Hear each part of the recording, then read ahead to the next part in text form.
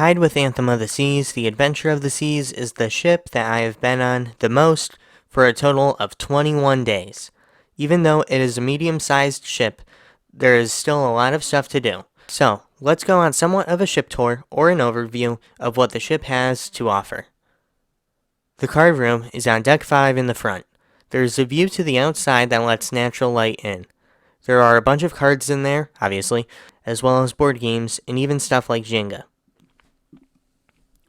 The Crown Lounge has the best view on board in the ship, where it overlooks the pool deck. In here, there are trivias, and later on in the evening, the nightclub. Deck 5 features a full walkway around the ship. Often there is an area roped off, so you can't do circular laps. It is a very fun area of the ship, though the aft has one of the worst smells I have ever experienced.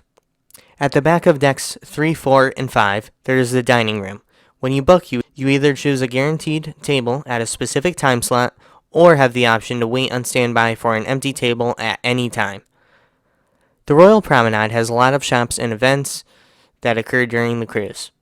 It can get a bit loud and crowded during the night, but can be absolutely barren when guests are off at port, which is why I sometimes like to stay on board. The Imperial Lounge is just in front of the card room on Deck 5.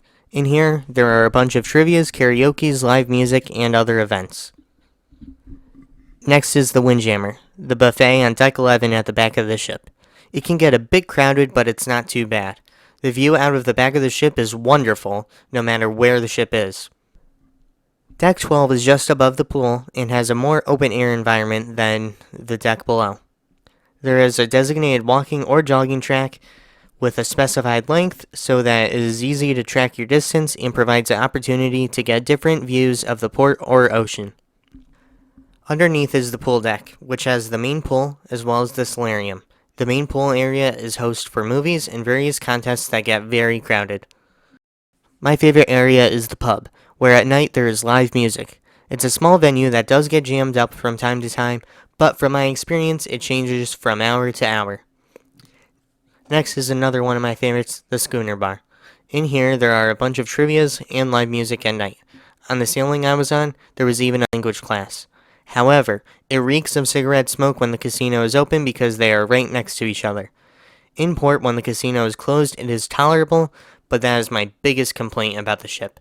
And there you have it. This is not even close to everything Adventure has to offer, but it should be a good rundown of some of their notable features. Thank you guys for watching. This is Embarkation Day, and smooth sailing ahead.